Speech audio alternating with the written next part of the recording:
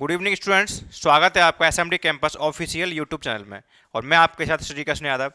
आज हम polity class fourth cover करेंगे, जिसमें कि संविधान सभा को पढ़ेंगे। ठीक है ना, कॉन्स्टिट्यूएंट असेंबली को पढ़ेंगे, कैसे उसका गठन किया गया, किसके आधार पर उसका गठन किया गया, कितने सदस्य उसमें आए, ठीक है ना, सारी बातों, कितनी महिलाएं सदस्य थीं, कितने सीटें ब्रिटिश प्रांत को दी गई, कितनी सीटें की बात देशी रियासतों से की गई, तो सारा कुछ हम पढ़ेंगे आज। ठीक है ना, जो संविधान सभा की मांग का जिक्र हुआ वो कहाँ से हुआ, ये भी आज हम देखेंगे कि किसने सबसे पहले संविधान सभा की मांग की, किसके आधार पर संविधान सभा का गठन हुआ और किन लोगों ने हमारे संविधान का निर्माण किया। आज हम सारी बातों को देखने वाले हैं, तो सभी लोग अंत तक जुड़े रहिए, लेकिन मैं अंत में आपको 10 क्वेश्चन भी दूंगा, जो आपको लास्ट में कमेंट बॉक्स में जब वीडियो देखें तो उसके आंसर आपको देने हैं। ठीक है ना, तो आइए देखते हैं।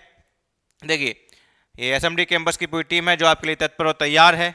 आज हम पढ़ेंगे संविधान सभा, ये पॉलिटी क्लास फोर्थ है। ठीक है ना, संविधान सभा। तो संविधान सभा की जरूरत हमें पड़ी कि जब हम ब्रिटिश के अधीन थे तो हमें लगा, उन लोगों को लगा कि एक हमारे देश में देश का भी संविधान हो जिससे देश की व्यवस्था चले। ठीक है ना, सारी कुछ ये व्यवस्थाएं। तो संविधान सभा को हम देखते हैं, कॉन्स्टिट्यूएंट असेंबली को आज देखेंगे हम। तो संविधान सभा की मांग के बारे में अगर हम बात करें कि सबसे पहले मांग का जो जिक्र हुआ वो कहां से स्टार्ट हुआ, ठीक है ना, संविधान सभा की जो मांग का जिक्र हुआ वो कहां से, ठीक है ना। तो सबसे पहले व्यक्ति संविधान सभा की मांग को करने वाले थे जिन्होंने 1934 में संविधान सभा की मांग की। ठीक है ना, एक औपचारिक रूप से संविधान सभा की मांग की वो थे। ठीक है ना, तो सबसे पहला हम देखेंगे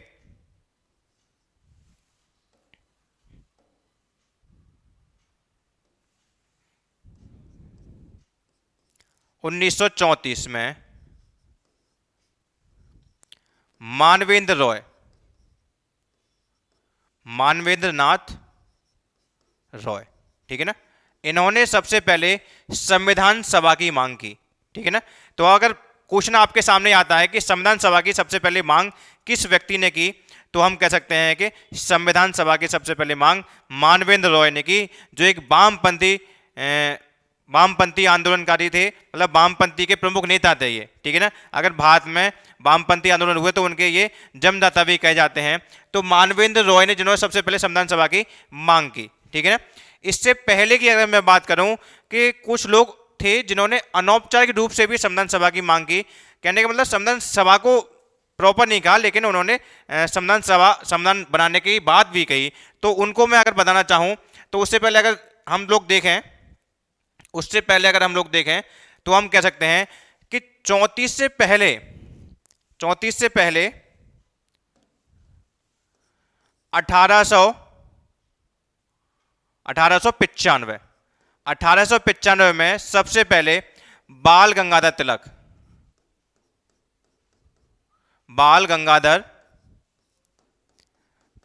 तिलक ने स्वराज्य बिल जब पेश किया था, तब उन्होंने संविधान की मांग की, संविधान सभा के हमारे देश की एक संविधान बने जिससे कि हमारे देश की व्यवस्था सुचारू रूप से चल सके। तो सबसे पहले अनौपचारिक रूप से अगर हम बात करते हैं तो बाल गंगाधर तिलक को कहेंगे। इनके बाद जो बात की वो 1922 में महात्मा गांधी, ठीक है ना, महात्मा गांधी, इन्होंने भी प्रॉपर संविधान सभा का जिक्र नहीं किया, लेकिन ऐसा इन्होंने भी अपने पेपर में या स्वराज का जब ये बात करते थे तब इन्होंने भी संविधान सभा की मांग के ही अपने न्यूज़पेपर में निकाला था कि भारत का एक संविधान हो और जिसमें सिर्फ भारतीय ही हो। ठीक है ना, जो कानून बनाए वो भारतीय ही बनाए कानून, तो ऐसा इन्होंने जिक्र किया था।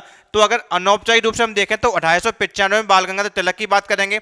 उसके बाद अगर हम बात करें तो 1922 में महात्मा गांधी की बात करेंगे। ठीक है ना, उसके बाद 1928 में नेहरू कमेटी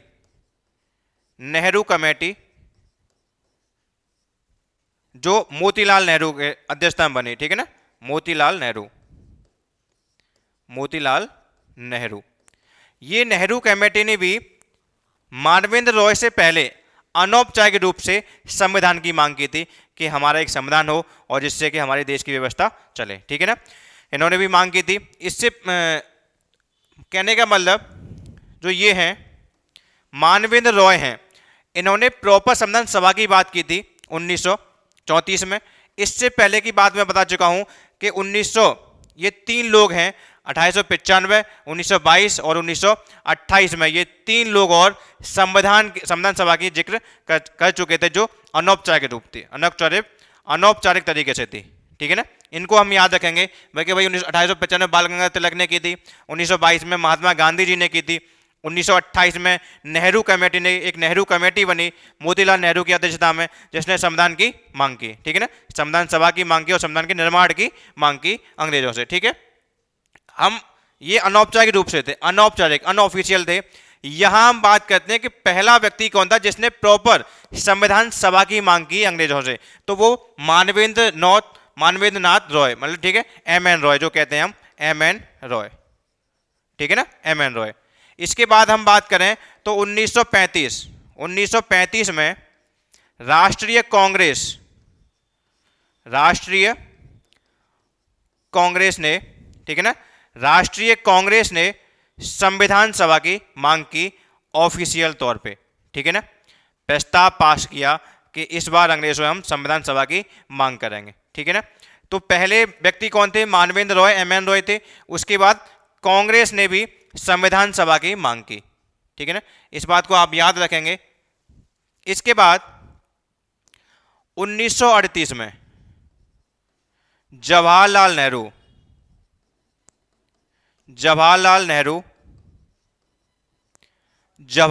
ने संविधान सभा की मांग की।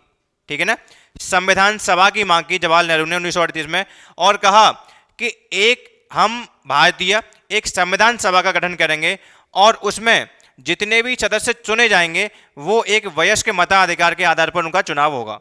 ये उन्होंने मांग की, और वो व्यक्ति जो चुने जाएंगे वो एक संविधान का निर्माण करेंगे भारत के लिए।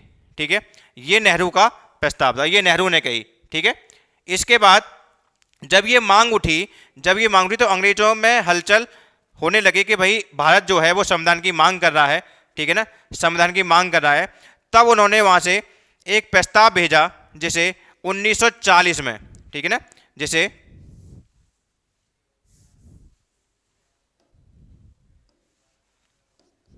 जिसे 1940 में अगस्त प्रस्ताव के नाम से जाना जाता है। अगस्त प्रस्ताव के नाम से जाना जाता है। अगस्त प्रस्ताव वो प्रस्ताव है कि जब उन्हें पता चला ब्रिटिश लोगों को कि भारत में संविधान की मांग का जोर शोर से चल रहा है, तो अगस्त प्रस्ताव भेजा कि भाई हम आपके संविधान को बनाने का काम करेंगे, लेकिन विश्व युद्ध, जो द्वितीय विश्व युद्ध जब चल रहा था, उसके समाप्त हो जाने के बाद हम आपके संविधान बनाने का कार्य करेंगे। ठीक है ना, और अगस्त प्रस्ताव को भेजा, जो कि भारतीयों ने इसका विरोध किया और इसको वापस भी किया। ठीक है ना, इसका विरोध किया। इसके बाद और यहाँ 1940 में कहा गया था कि हम आपके संविधान का निर्माण कराएंगे, उससे पहले आप हमारे साथ युद्ध में राष्ट्र मित्रों की तरफ से युद्ध में शामिल हों। ठीक है ना, तो भारतीयों ने उस बात से इनकार कर दिया था और इसका विरोध किया था। ठीक है ना, इसके बाद 1942 में क्रिप्स प्रस्ताव भेजा। क्रिप्स प्रस्ताव आया 1942 में, जो अगस्त तोपर में केवल प्रलोभन दिए थे भारतीयों के लिए। वहां भी संविधान सभा का कोई जिक्र नहीं हुआ था ब्रिटेन की तरफ से। ठीक है ना, संविधान का कहा था कि हम संविधान का निर्माण कराएंगे, लेकिन संविधान सभा कैसे गठित होगी, कैसे उसके सदस्य चुने जाएंगे, कैसे उनका निर्वाचन होगा, ये कोई बात नहीं थी अगस्त प्रस्ताव में। ठीक है, इसके बाद क्रिप्स प्रस्ताव आया, और क्रिप्स प्रस्ताव लेकर आए सर स्टेफोर्ड क्रिप्स, जो कि वहां के एक मंत्री थे। ठीक है ना, सर स्टेफोर्ड क्रिप्स आए। उन्होंने कहा, इसी बीच में क्या हो रहा था कि मुस्लिम लीग अलग पाकिस्तान की मांग कर रही थी। ठीक है ना, अलग पाकिस्तान की मांग कर रही थी। तो उसके बाद क्रिप्स प्रस्ताव आया, तो इसका भी विरोध किया मुस्लिम लीग ने, और इसमें ही प्रॉपर रूप से संविधान सभा के बारे में बात की गई कि हम भारतीयों के लिए एक संविधान सभा का गठन कराएंगे और जो भारत के लोग संविधान का निर्माण करेंगे। ठीक है ना, ये बात हुई। लेकिन यहाँ जो बात थी वो ये थी कि जो नेहरू जी ने कहा था कि सदस्यों का वयस्क के मताधिकार के आधार पर चुनाव होना चाहिए, लेकिन यहाँ वयस्क के मताधिकार के आधार पर न होकर दूसरे तरीके से था जो कि प्रांतीय विधानसभा के सदस्यों द्वारा किया जाना था। ठीक है ना। तो क्रिप्स मिशन का भी विरोध किया और इसको भी ठंडे बस्ते में डाला। इसके बाद की जो आती है कहानी, तो आता है एक बिल 1946 में। ठीक है ना। 1946 में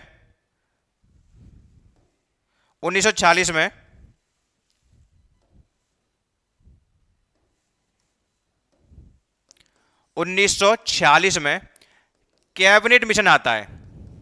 ठीक है ना। कैबिनेट मिशन आता है और ये पूरे प्रस्ताव के साथ आता है, पूरी योजना के साथ आता है। कैबिनेट मिशन योजना ये पूरी योजना के साथ आता है बात कि कैसे संविधान सभा का गठन होगा, कैसे संविधान का हम भारतीयों के लिए निर्माण कराएंगे। तो ये पूरी योजना के तहत आए थे। ठीक है ना। ये ब्रिटेन के 3 मंत्री थे। जो क्रिप्स प्रस्ताव था उसी की सारी बातें उठाकर कैबिनेट मिशन में डाल दिया गया और वही कैबिनेट मिशन था। ठीक है ना। तो जैसे जब ये 1946 में जब कैबिनेट मिशन आया तो इसमें 3 मंत्री आए। ठीक है ना। एक तो वही थे स्टेफोर्ड क्रिप्स थे। दूसरे की हम बात करें तो पैथिक लॉरेंस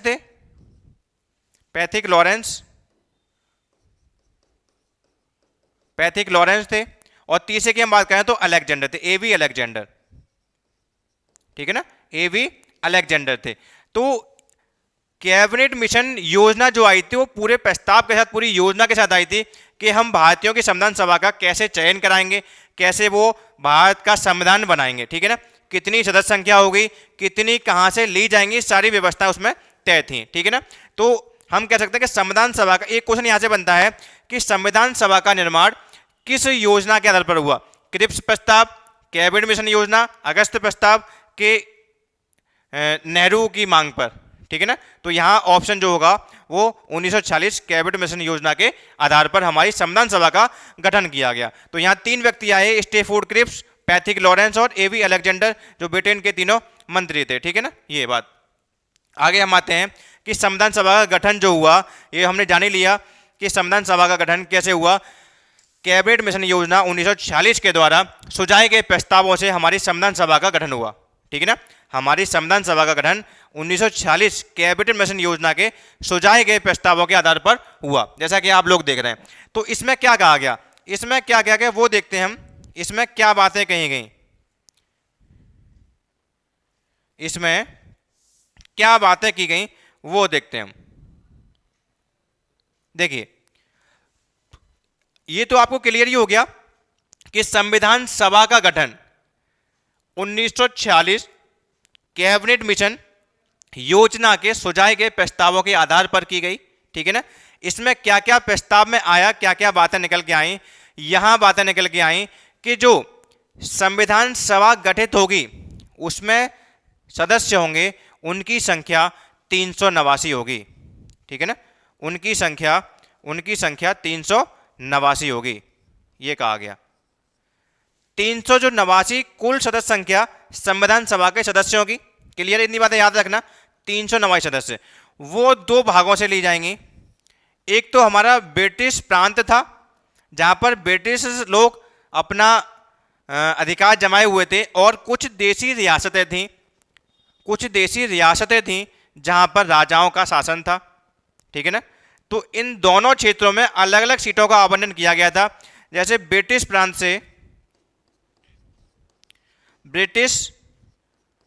से 296 सीटों का प्रावधान था, और देशी रियासतों से, प्रिंसली स्टेट से, देशी रियासतों से 93 सीटों का प्रावधान था। ठीक है ना। 93 सीटों का प्रावधान था। टोटल सदस्य संख्या की हम बात करें तो 389 सीटें थी। ठीक है ना। ये 389 क्यों हुई ये भी मैं बताऊंगा आपको। अभी हम जानते हैं कि कुल सीटें थी, जो कुल सदस्य संख्या सीटें थी, कुल सीटों की बात हम करें तो हम कह सकते हैं 389। वहां हम अगर ब्रिटिश प्रांत की बात करें तो 296, और देशी रियासतों की बात करें तो 93 सीटों का प्रावधान था। ठीक है ना। किसमें? कैबिनेट मिशन योजना में। ठीक है ना। कैबिनेट मिशन योजना में। ठीक है। अब आगे हम देखते हैं, जो ब्रिटिश प्रांत से हमने सीटें ली थी, ब्रिटिश प्रांत से जो 296 सीटें थी, इनको 2 भागों में बांटा गया था? पहले जो तब 11 प्रांत थे हमारे पास, ठीक है ना, 11 प्रांत थे, 11 प्रांत थे, 4 कमिश्नरी थी, 4 उच्च आयुक्त प्रांत थे। जैसे कि अभी हमारे पास 28 राज्य हैं और 8 यूनियन टेरिटरीज हैं, तो वैसे ही उस समय 11 प्रांत थे जो ब्रिटिश अधिकार किए हुए थे, और 4 अलग हमारे कमिश्नरी क्षेत्र थे, मतलब कि उच्च आयुक्त प्रांत थे। तो 11 प्रांतों से हम बात करें तो 292 सीटों का प्रावधान था और 4 सीटों का उच्च आयुक्त प्रांत से था, ठीक है ना, उच्च आयुक्त प्रांत से था। यहां से 4 सीटें ली गई।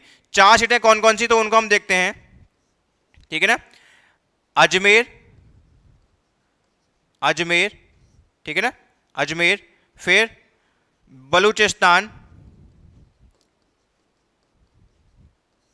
फिर कुर्ग और फिर दिल्ली, ठीक है ना।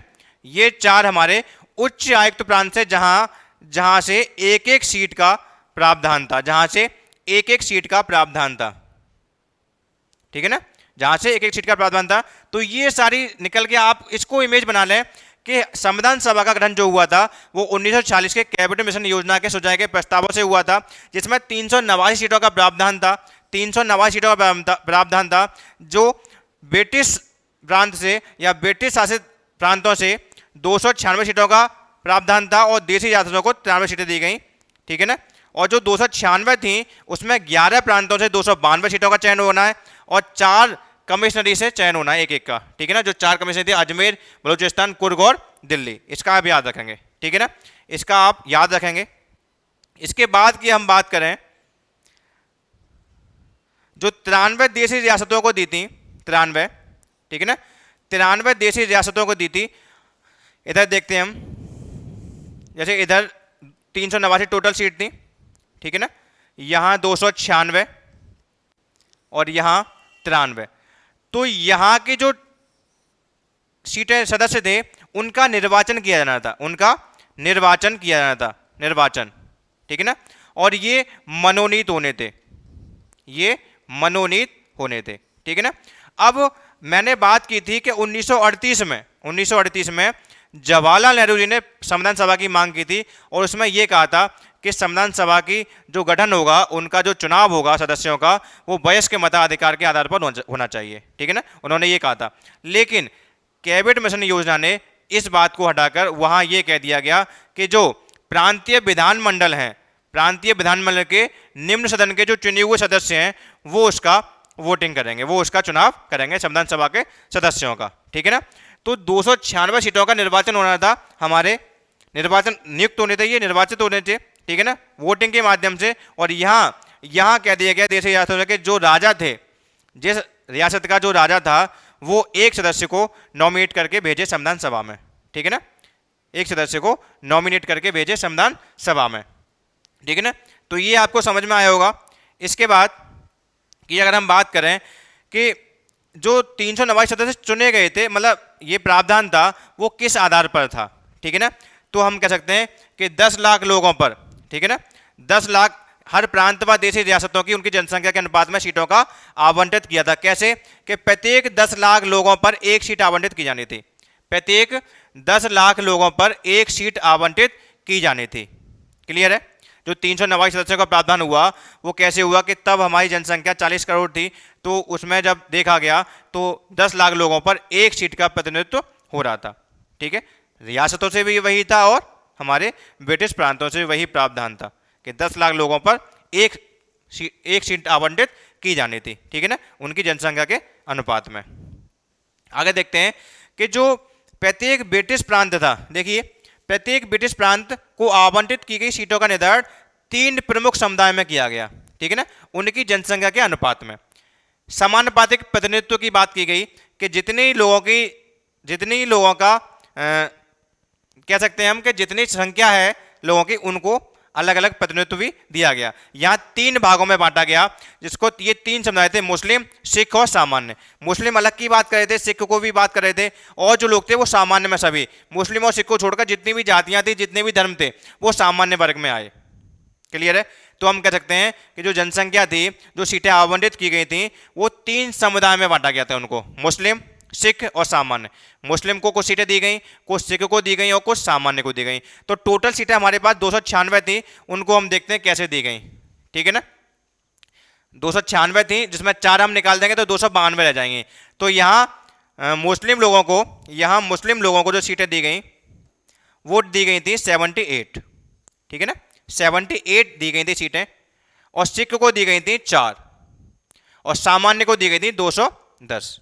ठीक है ना, 210। तो ऐसे करके देख लीजिए आप कितनी हो गई, 210, 78, 4 82, और ये 292। ठीक है ना, 292 सीटें हो जाती हैं। 4 सीटें हम निकाल देंगे कमिश्नरी की, उच्च आयुक्त प्रांतों की। ये क्लियर सभी को हो रहा होगा, क्लियर हो रहा होगा कि जो सीटों का अभी बंटवारा किया गया वो समानुपातिक प्रतिनिधित्व वगैरह पर। ठीक है, जितने भी वर्ग थे उनको देखा गया कि मुस्लिम लोगों को अलग सीटें दी गई, सिख को अलग दी गई, और सामान्य वर्ग में सभी लोग आ रहे थे मुस्लिम और सिख को छोड़कर, चाहे वो जैन हो, चाहे वो बौद्ध हो, चाहे वो किसी और धर्म के हों। ठीक है ना, ईसाई हों, और उसमें सारे पिछड़े वर्ग, जनजातियां, अनुसूचित जाति, सभी लोग सामान्य वर्ग में आएंगे। ठीक है भाई, यहाँ हम ये देखते हैं। ठीक है ना, तो सीटें आवंटित की गई वो इस तरीके से की गई। बात मैंने पहले बता चुका हूं कि संविधान सभा के सदस्यों का चुनाव नेहरू जी ने जो मांग की थी कि वयस्क के मताधिकार के बाद, उस आधार पर नहीं किया गया। यहां क्या किया गया कि प्रत्येक समुदाय के प्रतिनिधियों का चुनाव प्रांतीय असेंबली में, जो प्रांत थे, जो राज्य थे, उसमें जो विधानसभा कार्य कर रही थी, उसके चुने हुए सदस्य द्वारा संविधान सभा के सदस्यों का चुनाव किया जाना था। देखिए, प्रत्येक समुदाय के प्रतिनिधियों का चुनाव प्रांतीय असेंबली में उस समुदाय के सदस्यों द्वारा किया जाना था। ठीक है ना, और इनका जो वोटिंग का जो एक तरीका था वो कैसा था, जो अभी हम राष्ट्रपति चुनाव करते हैं वैसा ही तरीका था। ठीक है ना, देखिए, एकल संक्रमणीय मत के माध्यम से समानुपातिक प्रतिनिधित्व तरीके से मतदान किया जाना था। एकल संक्रमणीय मत के माध्यम से समानुपातिक प्रतिनिधित्व तरीके से मतदान किया जाना था। ये सदस्यों के चुनाव का तरीका था। ठीक है ना, चुनाव का तरीका था, जो नेहरू जी ने मांग की थी उसको उन्होंने नहीं माना था। ठीक है भाई, आगे हम देखें। ये चुनाव से आए 296, उसके बाद देशी रियासतें थी 93 सीटें थी उनके पास, तो उनका चयन तो बता ही चुका हूं मैं 93 का, कि उसके जो राजा थे वो एक सदस्य को मनोनीत करके भेजेंगे संविधान सभा में। ठीक है ना, इस बात को याद रखना आप लोग। ठीक है, अब जो चुनाव जो हुआ वो 1900 मतलब जुलाई अगस्त 1946 में हुआ। ठीक है ना, तो चुनाव की बात आई तो जुलाई में चुनाव हुआ, अगस्त में उसके रिजल्ट आए। ठीक है ना, तो वो हम देखते हैं कैसे हुआ। देखिए, मुस्लिम लोगों को 78 सीटें दी गई थी। ठीक है ना, और सिख को 4 सीटें दी गई थी। ठीक है, सामान्य को 210 सीटें दी गई थी। ठीक, और 4 सीटें थी उच्च आयुक्त प्रांत से, ये मिलाकर हमारे पास 296 सीटें थी। अब जब चुनाव हुआ तो यहां मुस्लिम सीटें, अब अगर हम कांग्रेस की बात करें कांग्रेस की, ठीक है ना, तो देखिए, कांग्रेस ने मुस्लिम जो सीटें थी उसमें से भी 3 सीटें जीत प्राप्त कर ली, 3 सीटों पर। जो सिख को 4 सीटें मिली थी वहां से भी 3 सीटें वो प्राप्त कर ली उसने, और यहां से उसको 199 सीटें मिली, कहां से, 210 में से। ठीक है ना, और यहां से भी वो 3 सीटें प्राप्त करके आई। ठीक है, ऐसे करके कांग्रेस के पास 208 सीटों पर जीत प्राप्त हुई कांग्रेस को। ठीक है ना, तो एक बड़े दल के रूप में उभरा। अब मुस्लिम को कितनी मिली होंगी यहां, 73, मुस्लिम को 73। ठीक है भाई, अब 208, उसके बाद जो बची वो 15 सीटें अदर जो पार्टियां थी। ठीक है ना, 15 सीटें अदर जो पार्टी थी उनको मिली। ठीक है ना, अदर जो छोटी छोटी पार्टियां थी उनको मिली। तो ऐसे करके 296 सीटों का चुनाव हुआ। वो कैसे हुआ, आपने जाना कि मुस्लिम को मिली 78 सीट, उसमें से 73 मुस्लिम जीती, और 3 सीट कौन ले गया, 3 सीट ले गया कांग्रेस। ठीक है ना, यहां से भी 3 सीट कांग्रेस ले गई, यहां से उसको 199 मिली, और यहां से भी 3 सीटों का चयन कांग्रेस के लिए हुआ। तो हम कह सकते हैं कि 208 सीटें कांग्रेस लेकर आई, 15 सीटें अदर, और 73 सीटें मुस्लिम लीग लेकर आई। ठीक है ना, तो यहां मुस्लिम लीग ने देखा, मुस्लिम लीग तो पहले ही अलग होने की बात कर रही थी, लेकिन कैबिनेट मिशन योजना ने काफ़ी हद तक मुस्लिम लीग को संतुष्ट किया था, लेकिन यहाँ उसने 73 सीट देखते ही उसका मन विचलित हुआ और उसने अलग पाकिस्तान की मांग एक बड़े स्तर पर की। ठीक है ना। यहाँ जैसे ही उसके रिजल्ट आना शुरू हुए तो उसने एक दिन को 16 अगस्त को देखा कि अब उसने सांप्रदायिक दंगों की भी योजना बना ली थी। ठीक है ना। दंगे हुए, उसके बाद जो चुनाव होने के बाद जुलाई को चुनाव हुए, पहली बैठक दिसंबर में हुई थी, तो इस बीच में इतने दंगे हुए, इतने भारत का माहौल खराब हुआ कि अलग पाकिस्तान की मांग बड़े जोर तोर से चली। इसके आगे हम देखते हैं, यहां तक सभी को क्लियर हुआ कि जो 296 सीटें थी उनका निर्वाचन हुआ था, 93 की बात मनोनीत होनी थी। वहां भी क्या स्थिति है कि देशी रियासतें अपने आप को अलग मान रही थी कि हम संविधान सभा में शामिल नहीं होंगे।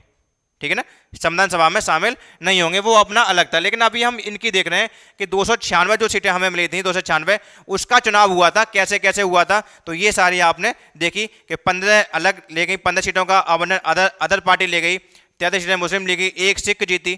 ठीक है ना, एक ये सिख लोग जीते, 199 200 में सामान्य वर्ग में कांग्रेस जीत के आई, ऐसे करके 208 सीटें कांग्रेस लेकर आई। ठीक है ना।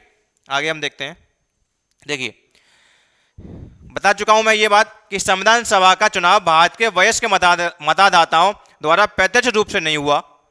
इसमें प्रत्येक समुदाय, हिंदू, मुस्लिम, सिख, पारसी, आंग्ल भारतीय, अन्य पिछड़ा वर्ग, ठीक है ना, ईसाई, अनुसूचित जाति, जनजाति के प्रतिनिधित्व को जगह मिली। इसमें महिलाएं भी शामिल थीं, इसमें महिलाएं भी शामिल थीं, और महिलाओं की संख्या अगर हम बात करें तो 15 महिलाएं यहां शामिल थीं। ठीक है ना, 15 महिलाएं यहां शामिल थीं। ठीक है ना, 15 महिलाएं। संविधान सभा की अगर हम बात करें तो सारी बड़ी हस्तियां शामिल थीं, महात्मा गांधी जी को छोड़कर। ठीक है ना, उन्होंने कह दिया था कि मुझे कोई राजनीतिक पद नहीं चाहिए, मुझे कोई उसमें राजनीतिक पद का लाभ नहीं चाहिए। और महात्मा गांधी के साथ साथ मोहम्मद अली जिन्ना भी शामिल नहीं हुए थे। ठीक है ना, ये दो आप याद रखेंगे। देखिए यहां हम देखें तो जो आपको येलो कलर में दिख रहा होगा, ठीक है ना, येलो कलर में वो ब्रिटिश शासित राज्य हैं, और जो आपको पिंक कलर में दिख रहा होगा वो हमारी देशी रियासतें हैं। ठीक है ना, देशी रियासतें हैं। क्लियर हो रहा है यहां तक। अब संविधान सभा का चुनाव हो गया, लेकिन मुस्लिम लीग ने क्या कह दिया, उसको बहिष्कार किया कि भाई हम शामिल नहीं होंगे संविधान सभा में। ठीक है, और अलग पाकिस्तान की मांग की थी, अलग पाकिस्तान की मांग भी की उन्होंने। अब जो सदस्य संख्या 289 थी, तो मुस्लिम लीग तो अलग ही हो रही थी, तो संख्या घटकर कुछ कम रह गई। ठीक है ना, कब 46 में ये चुनाव हो गया था, फिर माउंटबेटन योजना आई, तो 3 जून 1947 को उसने अलग पाकिस्तान की मांग रखी कि अलग उनका संविधान सभा होगी, वो अलग संविधान का गठन करेंगे। तो जो मुस्लिम लीग के सदस्य थे वो उधर चले गए। ठीक है ना, कुछ रियासतें गई, तो ऐसे करके सीटों का कुछ कम हुआ। ठीक है ना, आगे हम देखते हैं। देखिए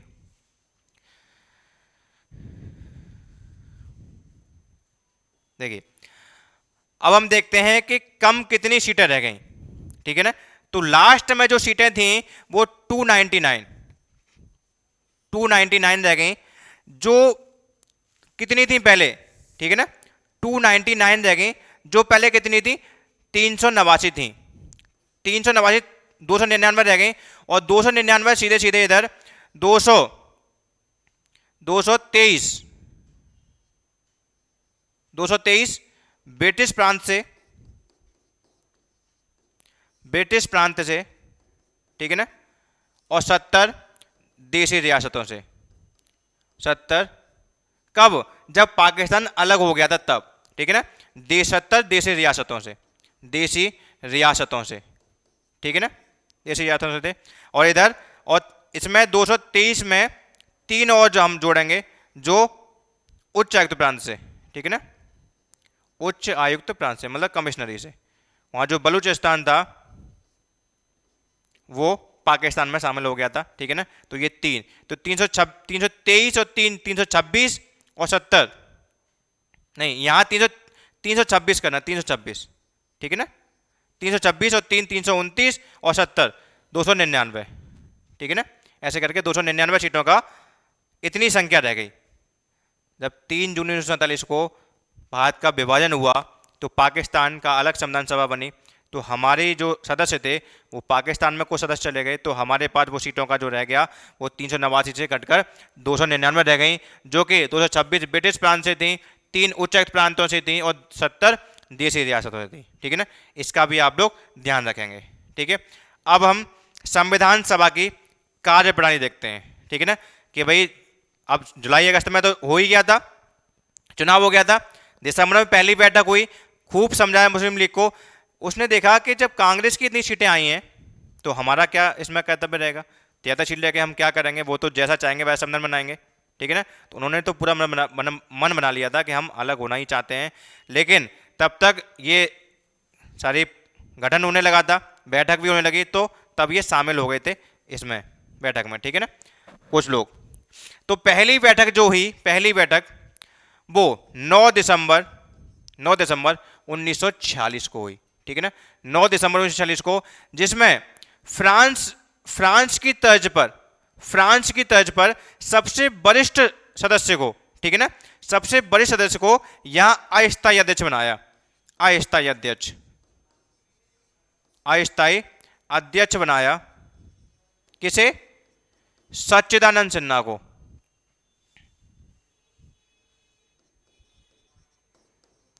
सच्चिदानंद सिन्हा को।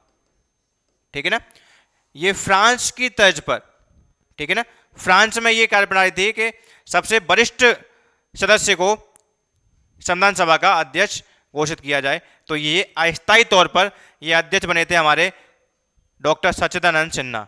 ठीक है ना, डॉक्टर सच्चिदानंद सिन्हा को अस्थायी अध्यक्ष बनाया गया। कब? पहली बैठक में। कब? पहली बैठक हुई 9 दिसंबर 1946 को। ठीक है ना, ये क्लियर है, 9 दिसंबर 1946 को। इसके बाद दूसरी बैठक 2 दिन बाद हुई, 2 दिन बाद 11 दिसंबर 1946 को, और यहां स्थायी अध्यक्ष, ठीक है ना, स्थायी अध्यक्ष डॉक्टर राजेंद्र प्रसाद को चुना गया। ठीक है ना, और यही हमारे पहले राष्ट्रपति बने थे। ठीक है ना, राजेंद्र प्रसाद को चुना गया, जो कि स्थायी अध्यक्ष थे। ठीक है ना, स्थायी अध्यक्ष थे। क्लियर है? इसके 2 दिन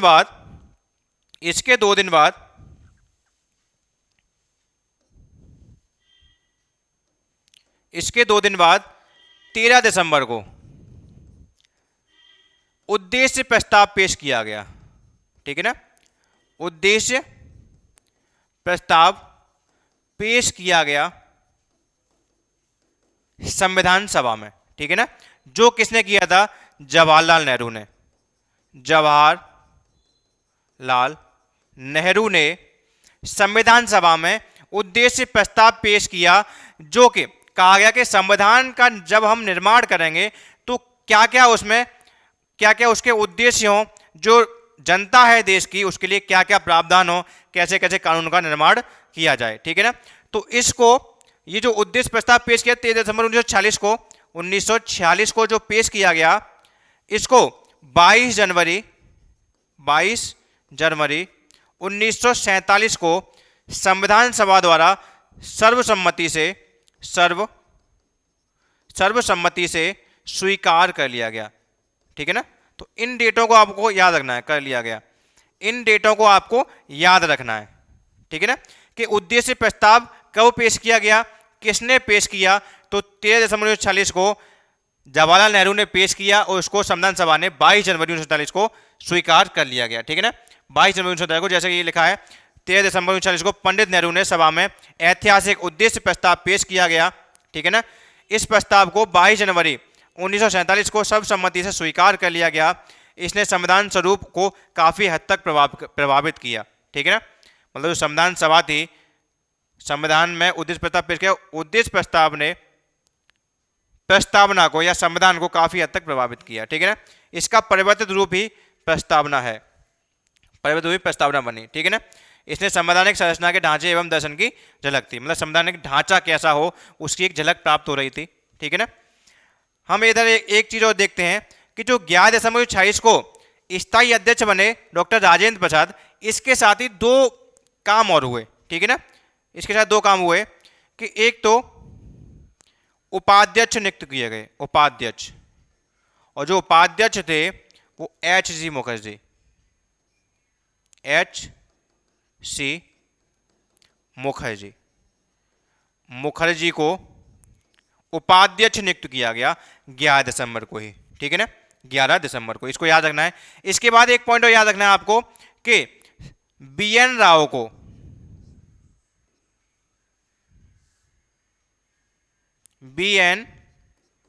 राव को संवैधानिक सलाहकार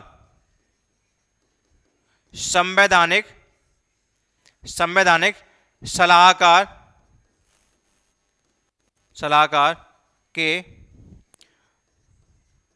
रूप में नियुक्त किया गया, ठीक है ना, संविधान सलाहकार के रूप में BN राव को। तो BN राव जो थे वो संविधान बनाने की प्रक्रिया में पहले किसी देश में वो थे, संविधान निर्माण में सदस्य थे, ठीक है ना, तो उनको संविधान बनाने की जानकारी थी, इसलिए संविधान इसमें 11 दिसंबर को संवैधानिक सलाहकार के रूप में उनको नियुक्त किया गया, ठीक है ना। जैसे कि जो बर्मा का संविधान बना था उसमें वो थे संविधान निर्माण में, ठीक है ना। तो इन्होंने ही सबसे पहले एक संविधान का खाका खींचा, एक ढांचा तैयार किया, कितने कितने आर्टिकल, क्या क्या व्यवस्थाएं होनी चाहिए, ये सारी बातें इन्होंने यहाँ दी, ठीक है ना। तो आगे हम पहुंच गए 13 दिसंबर, ये हो गया। देखिए अब क्या हुआ, जो देशी रियासतें थीं वो जो अलग थीं, ठीक है ना, वो धीरे धीरे शामिल होने लगी, ठीक है ना। जैसे सबसे पहले 28 अप्रैल 1947 को 6 राज्यों के प्रतिनिधि सभा के सदस्य बन चुके। इसके बाद 3 जून 1947 को तो भारत के बंटवारे के माउंटबेटन योजना के आधार पर हो ही गया था। उसके बाद जो देशी रियासतें थीं ज़्यादातर प्रतिनिधि सभा में अपनी सीटें घेर कर ली थी। भारतीय हिस्से की मुस्लिम लीग के सदस्य भी इस सभा में शामिल हो चुके थे, ठीक है ना। जो संविधान सभा देशी रियासतें जो अलग हो रही थी, नहीं कर रही थी, तो 6 सदस्य तो पहले ही आ गए थे 28 अप्रैल को। उसके बाद 3 जून 1947 के बाद जब पाकिस्तान अलग हो गया तो सारी रियासतों के सदस्य अपनी सीटों को घेर कर लिया, और जो मुस्लिम लीग के सदस्य थे जो भारत में थे वो भी संविधान सभा में शामिल हो गए, ठीक है ना, शामिल हो गए, ठीक है ना। ऐसे करके संविधान सभा एक विधायिका भी बनी, और दूसरे शब्दों में कहा जाए तो संविधान सभा के दो अलग अलग कार्य सौंपे गए। एक इनमें से एक था स्वतंत्र भारत के लिए संविधान बनाना, और दूसरा था देश के लिए आम कानून लागू करना। एक काम तो था कि संविधान का निर्माण करना, और एक कानून था कि उस समय भारत के लोगों के लिए कानून को लागू करना भी इनका ये काम था। तो इन दोनों कार्यों को अलग अलग दिन किया जाता था, और दोनों अलग अलग कैसे, ये देखिए। इस प्रकार संविधान सभा स्वतंत्र भारत की पहली संसद भी बनी। जो संविधान सभा थी वो स्वतंत्र भारत की पहली संसद भी बनी, ठीक है ना। जब भी सभा की बैठक संविधान सभा के रूप में होती थी तो उसकी अध्यक्षता डॉक्टर राजेंद्र प्रसाद करते थे, और जब बैठक बतौर विधायिका होती थी, ठीक है ना, तब इसकी अध्यक्षता जीबी मावलंकर करते थे, ठीक है ना। इन दोनों को भी आपको याद रखना है कि जब संविधान सभा का निर्माण की बात होती तब उसकी अध्यक्षता डॉक्टर राजेंद्र प्रसाद करते थे, और जब वो विधायिका की काम करता था, कानून लागू करने का, बनाने का कार्य करता था, तब जीबी मावलंकर उसकी अध्यक्षता करते थे, ठीक है। इन दोनों बातों को याद रखना है। उसके बाद संविधान सभा 26 नवंबर 1949 इन दिनों के रूप में कार्य करती रही, और संविधान सभा का निर्माण कार्य पूर्ण हो चुका था, ठीक है ना। तो हमारा संविधान की अंतिम बैठक हमारी जो 26 नवंबर 1949 को हुई, उस दिन हमारे संविधान को अपना लिया गया था कुछ आर्टिकल के तहत, ठीक है ना। उसके बाद 26 जनवरी 1950 को हमारा संविधान लागू हुआ, और हम उसी दिन से प्रत्येक 26 जनवरी को गणतंत्र दिवस के रूप में मनाते आ रहे हैं, ठीक है ना। तो ऐसे करके हमारी संविधान सभा का ये सारी चीज़ें तो मैं बता ही चुका हूँ कि लास्ट में जो सीटें 399 रह गई थी, जो 93 देशी रियासतें थी वो 70 रह गई थी, ये सारी बातें हो ही चुकी हैं। इसके बाद कुछ और संविधान सभा ने कार्य किए, उनको देख लेते हैं कि 1949 में राष्ट्रमंडल की भारत ने सदस्यता ली। 1949 में राष्ट्रमंडल की भारत ने सदस्यता सत्यापन किया। इसके बाद जो राष्ट्रीय ध्वज को अपनाया, राष्ट्रीय ध्वज जो तिरंगा है हमारा, उसको 22 जुलाई 1947 को राष्ट्रीय ध्वज को अपनाया। इसको याद रखना है, ये भी कार्य संविधान सभा ने किए। उसके बाद 24 जनवरी 1950 को राष्ट्रीय गान, जो जनगण मन हमारा राष्ट्रीय गान है, उसको अपनाया। इसी दिन 24 जनवरी 1950 को ही राष्ट्रीय गीत को भी अपनाया, वंदे मातरम को, ठीक है ना। ऐसे ही करके 24 जनवरी 1950 को डॉक्टर राजेंद्र प्रसाद को पहले राष्ट्रपति के रूप में भी चुना गया, ठीक है ना। ये पूरी संविधान सभा थी। इसमें एक बीच में आया था उद्देश्य प्रस्ताव। उद्देश्य प्रस्ताव में क्या क्या उद्देश्य थे वो मैं एक अलग वीडियो में आपको ये लेके आऊंगा, ठीक है ना। यहाँ केवल हम कॉन्स्टिट्यूएंट असेंबली पर फोकस करेंगे, ठीक है ना, कॉन्स्टिट्यूएंट असेंबली पर फोकस करेंगे। इसके बाद की अगर हम बात करें कि संविधान जो बनकर तैयार हुआ वो 2 साल 11 माह 18 दिनों में संविधान सभा की कुल 11 बैठक हुई। कुल 11 बैठकों में 2 साल 11 माह 18 दिनों में संविधान का निर्माण हुआ। संविधान निर्माताओं ने जो भी सदस्य थे उन्होंने लगभग 60 देशों के संविधान को पढ़ा, उसका अवलोकन किया और इसके प्रारूप पर 114 दिनों तक विचार हुआ। इसमें अगर धनराशि की बात करें तो 64 लाख, ये माइनस से क्वेश्चन है, याद रखें। और 24 जनवरी 1950 को संविधान सभा की अंतिम बैठक हुई, ठीक है ना। 24 जनवरी 1950 को अंतिम बैठक हुई और 26 जनवरी 1950 को संविधान सभा को लागू किया गया पूर्ण रूप से, ठीक है ना। इसके बाद 26 जनवरी 1950 को 1951-52 में हुए आम चुनावों के बाद बनने वाली नई संसद के निर्माण तक भारत की अंतिम संसद के रूप में ही कार्य किया, ठीक है ना भाई। जब नई संसद बनी तो उसने पहले कार्य किया, ठीक है ना। ये बात आप लोग याद रखेंगे, देखिए, ठीक है।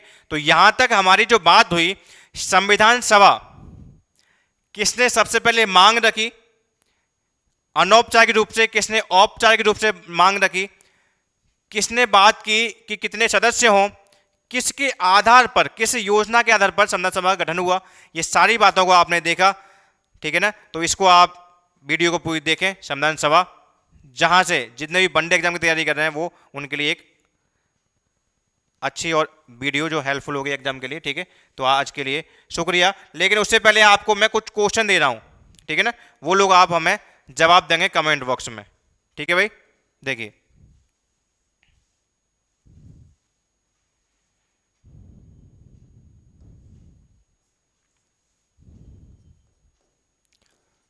पहली बैठक कब हुई, पहली बैठक, इसका जवाब देना है। उद्देश्य प्रस्ताव किसने पेश किया, उद्देश्य प्रस्ताव किसने पेश किया,